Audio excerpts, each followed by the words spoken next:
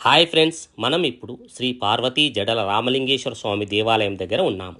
ఈ దేవాలయం నల్గొండ జిల్లా నార్కెట్పల్లి మండలం చెరువుగట్టు గ్రామంలో ఉంది.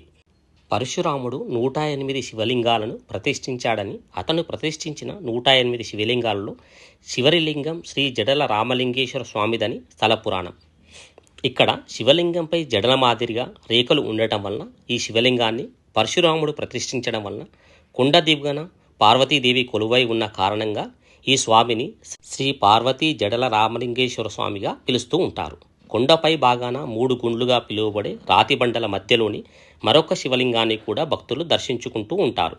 ఇక భూత ప్రేత పిశాచ బాధలతో సతమతమైపోతున్న వారికి స్వామివారి పాదుకలను తాకించడం వలన మానసికపరమైన శారీరకపరమైన వ్యాధులు తొలగిపోతాయని ఇక్కడ భక్తులు విశ్వసిస్తూ ఉంటారు.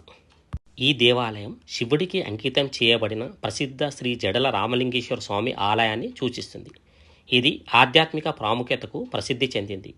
ముఖ్యంగా బ్రహ్మోత్సవాలు వంటి పండుగల సమయంలో అగ్నిగుండాలు వంటి ఆచారాలను కలిగి ఉంటుంది. భక్తులు మెట్లు ఎక్కడం ద్వారా లేదా వాహనాల ద్వారా దీన్ని చేరుకోవచ్చు. మరియు ఇది హైదరాబాదు సమీపంలోని ఒక ప్రసిద్ధ తీర్థయాత్ర స్థలం.